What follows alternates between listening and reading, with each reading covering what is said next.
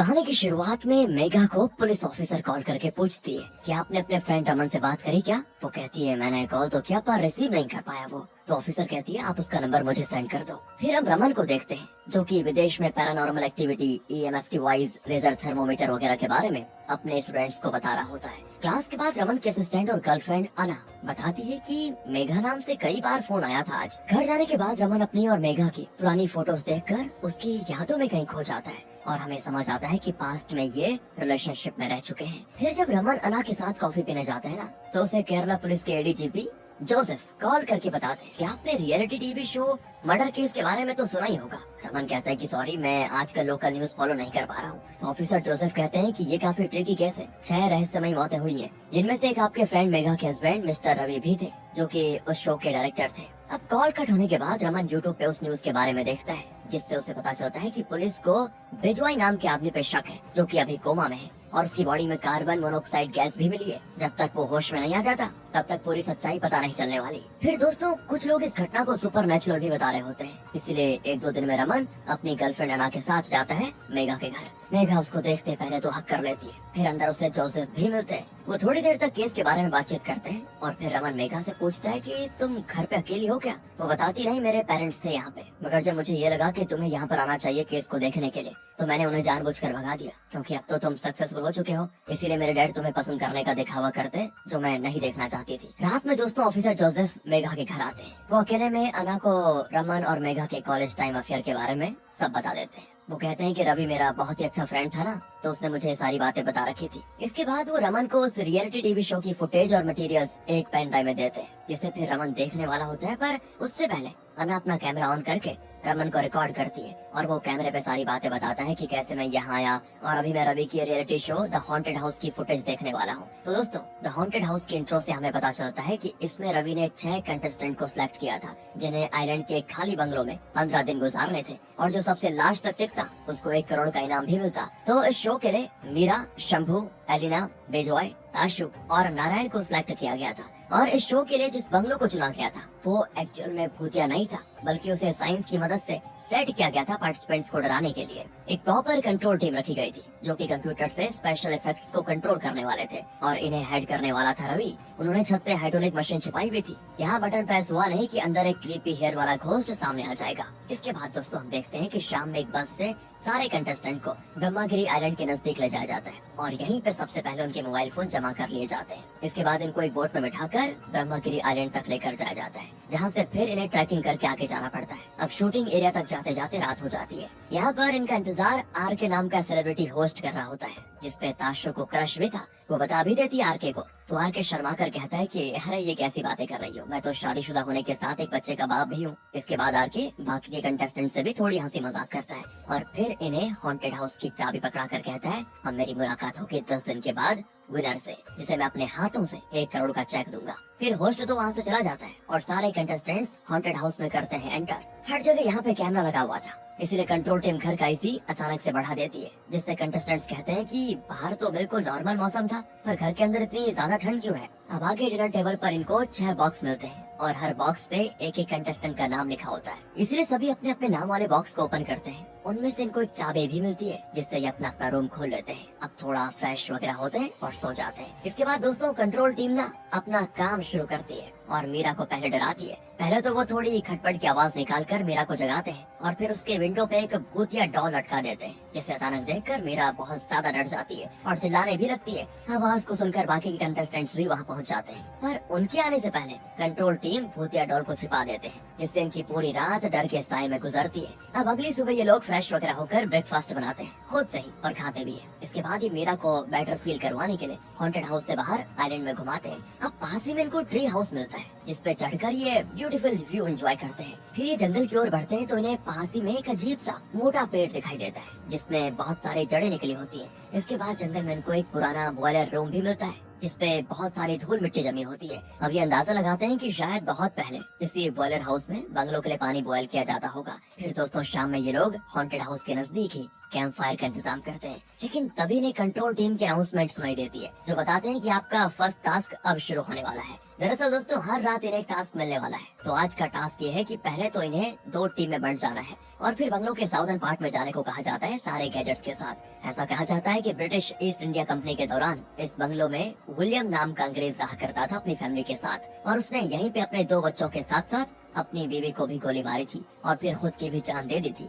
ऐसा कहा जाता है कि आज भी उस पार्ट में उनके बच्चों की रोने की आवाज आती रहती है। अब इन्हें एक एक करके उस पार्ट में जाना होगा और EVP meter, night vision camera और बाकी के गैजेट्स की हेल्प से इन्वेस्टिगेट करना होगा कि क्या वहाँ सच में विलियम की फैमिली की आत्मा रहती भी है या नहीं। पर जब ये लोग वहाँ जाते हैं ना, तो कंट्रोल टीम इनको और डरा देती है। फिर दूसरी रात इनको ट्रेजर हंट वाला टास्क दिया जाता है। इसमें भी कंट्रोल टीम इनको डरा कर बुरा हाल कर देती है, पर इन्हें खजाना भी खोजना था। इसी तलाश में लोग उस मोटे पेड़ के पास चले जाते हैं जो थोड़ा खोखला होता है और उसमें एक लकड़ी का गेट जैसा लगा होता है। अब शंभू को लगता है कि पक्का इसके पीछे खजाना होगा, इसीलिए शंभू वो गेट तोड़ देता है और अंदर से अचानक बहुत सारे इंसेक्ट्स निकल कर बाहर आ जाते हैं। उसी वक्त उन इंसेक्ट्स की वजह से शंभू के गर्दन पर कट भी आ जाता है और उसका गर्दन काफी लहराने लगता है। तो सभी वापस बंगलो में आ जाते हैं। इसके बाद इधर दोस्तों रवि सभी से कहता है कि कल तो ब्रेक डे है, इसीलिए तुम सब बेस कैंप पे चले जाओ और आराम से मौज मस्ती करो, मैं यही रुकूंगा। अब अगली रात की बात है, सारे कंटेस्टेंट्स ऐसे ही चिल कर रहे होते हैं, पर नारायण ने काफी शराब पी ली थी।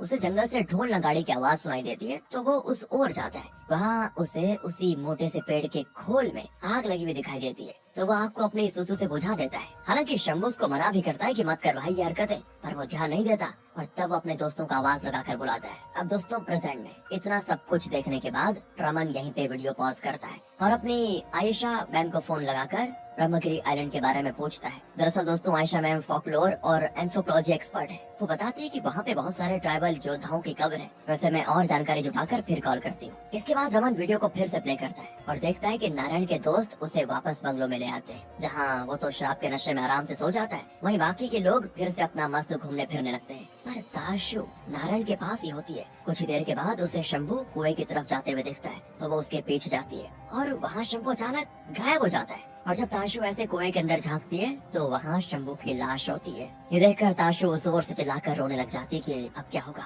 आवाज को सुनकर बेजॉय, अलीना और मीरा आ जाती है। वो पूछती है कि क्या हो गया, क्या हुआ, और ताशु सिर्फ कुएं की ओर इशारा किए जाती है। तब बेजॉय कुएं की रस्सी खींचता है और अंदर से शंभू की लाश निकलती है। ये देखकर वो डर के मारे रस्सी वहीं छोड़ देता है और उसकी लाश वापस से कुएं में गिर जाती है। इसके बाद तो सभी वहाँ से तुरंत फास्ट भागना शुरू करते हैं और अचानक यहाँ की लाइट्स भी हो जाती हैं कट आउट। वहीं रवि को इन सब चीजों के बारे में पता ही नहीं होता, क्योंकि वो तो स्मोकिंग करने के लिए कंट्रोल रूम से बाहर आ गया था। इधर डर के मारे जब बाकी के कंटेस्टेंट्स घर पर आते हैं तो इन्हें कदमों के निशान दिखते हैं जो कि आगे बढ़ रहे होते हैं, पर ये नॉर्मल कदमों के निशान नहीं होते बल्कि आग वाले पैरों के निशान होते हैं। देखकर सभी की तो हवा टाइट हो जाती है और ये वॉकी टॉकी की मदद से शो वालों को कांटेक्ट भी करते हैं, पर कंट्रोल रूम में कोई होता ही नहीं। उनकी आवाज को सुनेगा कौन। ऊपर से वहाँ का सीसीटीवी भी जिटर करने लगता है। इधर नारायण शराब के नशे में बौखलाते हुए बॉयलर हाउस में चला जाता है। बेजॉय उसको रोकने के लिए जाता भी है, मगर जो वो बॉयलर हाउस में देखता है ना, उससे बेजॉय के पैरों तले जमीन खिसक जाती है। वो देखता है कि छप्पर से अचानक लावा गिरता है, जिससे नारायण वहीं पे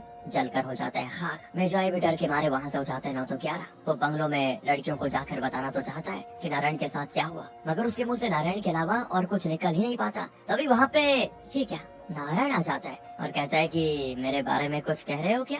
इससे तो बेजॉय और भी ज्यादा शॉक्ड हो जाता है। उसे अपनी आंखों पे भरोसा नहीं होता। तब वो एक जगह पे दुबक कर बस बैठ जाता है। मीरा उसके लिए पानी लेने के लिए किचन में जाती है, मगर वहाँ अचानक कोई अदृश्य शक्ति उसके बाल पकड़कर खींचने लगता है और आखिर में मीरा का सर माइक्रोवेव में डाल देता है। आवाज को सुनकर उसके बाकी दोस्त भी आ जाते हैं और ये मंजर देखकर सभी हैरान। सभी लोग तो देखने के लिए आ गए थे, मगर नारायण अभी भी चेयर पर बैठा हुआ था। इसीलिए अलीना और ताशु उसको बुलाने जाती है, तो बेजॉय उन्हें रोकते हुए कहता है कि नहीं, ये हमारा नारायण नहीं है, हमें यहाँ से बचना होगा। मगर नारायण तो चेयर पर बैठे बैठे उनका पीछा करता है और फिर वो अचानक अलीना और ताशु को उठाकर ऐसे फेंकता है कि सर फटने से उनकी मौत हो जाती है। वहीं बेजॉय जंगल के रास्ते होते हुए नदी में कूद जाता है। ये सब देखने के बाद दोस्तों वीडियो में रमन उन जगहों पे पॉज करता है जहाँ पे पैरानॉर्मल एक्टिविटी हुई थी और इसमें कंट्रोल रूम का कोई हाथ नहीं होता। उस मोमेंट को पॉज करने पर रमन को एक डिमोनिक परछाई दिखाई देती है, जिसकी आंखें बिल्कुल रेड होती है और इसके आगे की कोई फुटेज भी नहीं थी। अब दोस्तों अना के साथ रमन जाता है आयशा मैम के घर, जहाँ वो बताती है मैंने ब्रह्मगिरी आइलैंड के इतिहास के बारे में पता किया और मुझे ये पता चला कि वहाँ के इतिहास लिखित नहीं है, वो बस लोगों की जुबानी ही आगे के जनरेशन में चल रही है। तो बात कुछ ऐसी है कि केरला के राजा हुआ करते थे कोला, वहीं उनके अंडर एक जमींदार था जो कि ब्रह्मगिरी और उसके आसपास के इलाके को संभाला करता था और उसका नाम था शेखरन। शेखरन बहुत ही पावरफुल और क्रूअल था। उसकी नजर अपने इलाके की सबसे खूबसूरत लड़की मुकिल पर पड़ी। शेखरन शादीशुदा तो था, मगर साथ ही वो लड़कीबाज भी था। उसने कई सारी लड़कियों के साथ शारीरिक संबंध बनाए थे, मगर वो मुकिल की काया पे मोहित हो गया था, इसलिए उसने मुकिल से शादी कर ली। लेकिन मुकिल की खूबसूरती के आगे उसकी मर्दानगी फीकी पड़ गई। वो कभी भी मुकिल को संतुष्ट नहीं कर पाया, इसीलिए उसे बड़ा डर रहता था कि कहीं मुकिल किसी और के साथ शारीरिक संबंध न बना ले। इसीलिए वो हमेशा मुकिल को उसके कमरे में ही बंद रखता था। उसे साल में सिर्फ एक ही बार थियम फेस्टिवल के दौरान घर से निकलने की आजादी थी, मगर किसी को टच वच करने की आजादी नहीं थी, क्योंकि थियम फेस्टिवल में निचली कास्ट के कुंज नाम के आदमी की बॉडी के अंदर माता आती थी। इसलिए सभी लोग थियम में शामिल होते थे और कुंज अपनी पारंपरिक वेशभूषा पहनकर बड़े पेड़ के पास नाचता था और उसमें फिर माता आ जाती थी। और उसी पे माता आने का एक और विशेष कारण भी था, क्योंकि कुंज माता का बहुत बड़ा भक्त भी था और साथ ही उसने आज तक किसी से शारीरिक संबंध नहीं बनाए थे। लेकिन एक बार थियम फेस्टिवल के दौरान मुकिल कुंज से अट्रैक्ट हो जाती है। उसे पता था कि मेरे ही तरह कुंज भी बिल्कुल कुंवारा है, तो वो अपनी तरफ से कुंज को आमंत्रित करती है। वो आंखों ही आंखों में कुंज को ऐसे मोह लेती है कि कुंज खुद पे कंट्रोल नहीं कर पाता और उसके साथ संभोग कर लेता है, जिससे कुंज और मुकिल दोनों ही संतुष्ट हो जाते हैं। पर इनका ये कार्यक्रम छुपकर एक आदमी देख लेता है और फिर जब माता के आने की बारी होती है तो कुंज हमेशा की तरह डांस करके माता को आमंत्रित करता है। लेकिन अब वो पहले की तरह शुद्ध नहीं था, इसीलिए माता उसके अंदर नहीं आती, मतलब पूरी तरह से नहीं आ पाती, जिससे सभी को बड़ी हैरानी होती है कि आखिर ऐसी क्या बात हो गई कि कुंज पे माता नहीं आ रही है। तब जिस आदमी ने कुंज को मुकिल के साथ वो सब करते हुए देखा था, वो सारी बातें जमींदार शेखरन को बता देता है, जिससे शेखरन को आता है बड़ा गुस्सा और वो अपने आदमी से कुंज को मारने को कह देता है। जिसके बाद एक आदमी एक नुकीली रॉड को कुंज के पीछे से वार करके उसे वहीं पे मार देता है। इस वक्त कुंज ना तो पूरी तरह से इंसान था और ना ही उस पे पूरी तरह से माता आई थी, इसीलिए वो आफ्टर लाइफ में नहीं जा पाता। और इसके बाद से तो ब्रह्मगिरी में आए दिन एक से बढ़कर एक बुरी खबर सुनने को मिलती है। कभी कोई मारा जाता है, कभी फसल खराब हो जाती है, कभी कोई ग्रुप में खुद की जान ले लेता है। और जब इन सब के बारे में राजा कोला को पता चलता है तो वो कई सारे पंडित वगैरह को वहाँ भेजते हैं, जो कि सारी बात पता करने के बाद कुंज की आत्मा को उसी पेड़ में कैद कर देते हैं जहाँ वो माता की पूजा किया करता था। फिर वो उस पेड़ वाले एरिया के आसपास नदी का मुंह मुड़वा देते हैं, ताकि वो जगह बिल्कुल अलग हो जाए और वहाँ पे कोई आना जाना ही ना करे, जिससे कुंज की आत्मा को कोई परेशानी ना हो। और राजा गोला की इसी बात को मानते हुए हजारों सालों तक उस आइलैंड पे कोई आना जाना हुआ ही नहीं। पर ब्रिटिश ईस्ट इंडिया कंपनी के शासन में एक मैनेजर को जगह बहुत ही पसंद आ जाती है और वो यहाँ पे अपनी फैमिली के साथ वेकेशन मनाने के लिए बंगलो बनवाता है। पर उसे भी कुंज की स्टोरी कबीले वालों ने बताई थी, इसीलिए वो कभी भी उस पेड़ के आसपास नहीं जाता था, जिस वजह से उसके परिवार को कोई नुकसान नहीं हुआ। तो इससे हमें क्लियर होता है दोस्तों कि रवि ने जो अपने रियलिटी टीवी शो के कंटेस्टेंट्स को झूठी कहानी सुनाई थी कि यहाँ पे विलियम ने अपनी फैमिली को मारने के बाद खुद की भी जान ले ली थी, वो उसने सिर्फ अपने कंटेस्टेंट्स को डराने के लिए सुनाई थी। अब कुंज की स्टोरी जानने के बाद रमन ब्रह्मगिरी आइलैंड जाने का प्लान बनाता है और उसके साथ मेघा भी चलने को तैयार हो जाती है। और अना तो रमन की असिस्टेंट थी, तो उसका जाना तो बनता ही था। रास्ते में रमन सो जाता है, तब मेघा और अना आपस में बातें करती है। मेघा अना को बताती है कि पता है बचपन में रमन को ना भूत प्रेत से बहुत डर लगता था, और अब देखो उसका तो काम ही है भूत प्रेत पे रिसर्च करना। तब अना भी उससे पूछ लेती कि तुम दोनों का ब्रेकअप क्यों हुआ था। मेघा बताती है कि रमन निचले कास्ट का था और साथ ही वो सक्सेसफुल भी नहीं था, इसीलिए मेरे पेरेंट्स ने हमारे रिश्ते को मंजूर नहीं किया और रमन भी गिव अप करके सीधा विदेश में चला गया। उसने मुझे पाने के लिए फाइट तक नहीं की। अना पूछती और आपने रमन को पाने के लिए फिर क्या किया।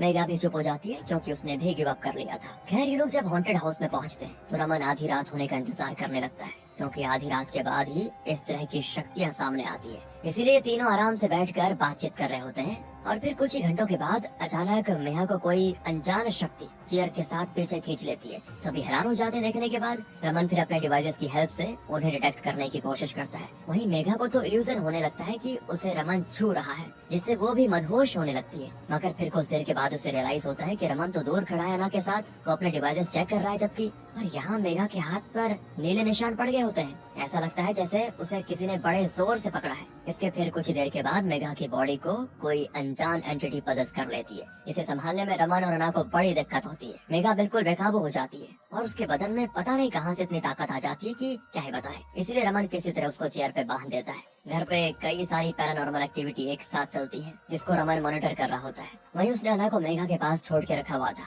जिससे मेघा इमोशनली ब्लैकमेल करके खुद को खुलवा लेती है और फिर अपने असली रूप में आकर अना को मारने की कोशिश करती है। तब फिर रमन आकर उसे अना से अलग करता है। अचानक दोस्तों मेघा अपना सारा कपड़ा सब खोल लेती है और रमन को सेड्यूस करने की कोशिश करती है, पर रमन खुद पे कंट्रोल रखता है और बार बार मेघा पे कपड़े डालता रहता है और बार बार कपड़े फेंक देती है। और यहाँ पर हमें समझ आता है कि मेघा की बॉडी में मुकिल की आत्मा है, जो कि अपनी लाइफ में सिर्फ एक बार ही सेटिस्फाई हो पाई थी और फिर उसके पति ने उसे अभी मार दिया था चीट करने की वजह से। इसीलिए उसकी आत्मा भी अभी प्यासी है और वो अपनी ये प्यास रमन के साथ सोकर बुझाना चाहती है, क्योंकि रमन भी कुंज की तरह निचले कास्ट का ही है। मगर रमन किसी तरह से मेघा को कपड़े पहनाकर उसे बांध देता है। तभी उसे अपने डिवाइस से पता चलता है कि बंगलों के बाहर एक और आत्मा है, जिसे देखने के लिए रमन बाहर जाता है और फिर देखकर जल्दी से अंदर आकर दरवाजा भी बंद कर लेता है। मगर अभी तक वो भी पजेस हो चुका था दोस्तों, और उसे पजेस करने वाला था कुंज। जैसे ही अना को ये बात समझ आती है तो वो तुरंत वहाँ से भागने की कोशिश करती है। वो उससे छिपने के लिए ट्री हाउस पे चढ़ जाती है, लेकिन कुछ देर के बाद पता नहीं कैसे वो ट्री हाउस से नीचे गिर जाती है। रमन को उसकी मौत से बड़ा अफसोस होता है। उसे समझ नहीं आता कि उसकी गर्लफ्रेंड मरी कैसे, इसीलिए वो अपने सीसीटीवी फुटेज को चेक करता है और देखकर हो जाता है हैरान कि जब कुंज की आत्मा ने उसे अपने वश में कर लिया था तो उससे बचने के लिए अना ट्री हाउस में छिप गई थी, मगर कुंज की आत्मा ने उसे बड़े ही आसानी से ढूंढ लिया और फिर उसे ट्री हाउस से नीचे फेंक दिया। और उस वक्त अना रमन को होश में आने को कह भी रही थी, मगर वो नहीं आ पाया और उसने अपने ही हाथों अपनी गर्लफ्रेंड की जान ले ली। ये सच्चाई जानकर रमन को और भी ज्यादा अफसोस होता है। तभी फिर से उसके अंदर आ जाती है कुंज की आत्मा और वो कुंज की तरह पहले नदी में जाकर स्नान करता है और फिर माता को प्रसन्न करने के लिए अपने पारंपरिक कपड़े और मुखौटे वगैरह पहनकर उसी मोटे पेड़ के पास जाकर आग जलाता है और खूब डांस करता है। वो इतना डांस करता है कि वो थक जाता है और बॉडी पे कंट्रोल नहीं होता। इधर मेघा किसी तरह खुद को आजाद करती है और फिर रमन के पास भी जाती है। वो बिल्कुल अनकॉन्शियस हो चुका था, इसीलिए वो अपनी कार में डालकर रमन को अपने साथ वापस शहर लेकर जाने लगती है। और तभी रमन को होश आ जाता है और उसी वक्त उसके फोन में मैडम आयशा का एक मैसेज रिसीव होता है कि चाहे कुछ भी हो जाए तुम लोग उस पेड़ की पूजा मत करना, वरना कुंज की आत्मा पूरी तरह से शक्तिशाली हो जाएगी। ये जाने के बाद रमन नोटिस करता है कि सुबह होने के बाद भी उस पे कुंज की आत्मा हावी हो रही है, इसीलिए वो कार को सीधा पुल से नदी में कुदा देता है ताकि उसके साथ साथ कुंज की आत्मा भी आफ्टर लाइफ में चले जाए। वहीं कूदने से पहले उसने मेघा से भी इशारों में पूछा था कि अपने कॉलेज के दिनों के वादे को पूरा करे, तो उसने भी हामी भर ली थी और उनके कॉलेज के दिनों का वादा यही था कि मरेंगे तो साथ मरेंगे। और क्योंकि वैसे भी मेघा के हस्बैंड की मौत हो चुकी थी और अब रमन के भी बचने की उम्मीद नहीं थी, क्योंकि रात होते ही अब कुंज पूरी तरह से उस पे हावी हो जाएगा, इसीलिए मेघा के अंदर से भी जीने की चाह खत्म हो जाती है और वो भी रमन के साथ मरना पसंद करती है। खत्म दोस्तों, डायरेक्टर ने हार मान ली थी यहीं पर, बस खत्म कर दी मूवी। थोड़ा और दिखा देते कुछ बढ़िया सा कि इन्होंने उसको पकड़ लिया, उस भूत को नहीं दिखाया। छोड़ो, मिलते हैं आपसे अगली वीडियो में, ध्यान रखेगा अपना। Thanks for watching.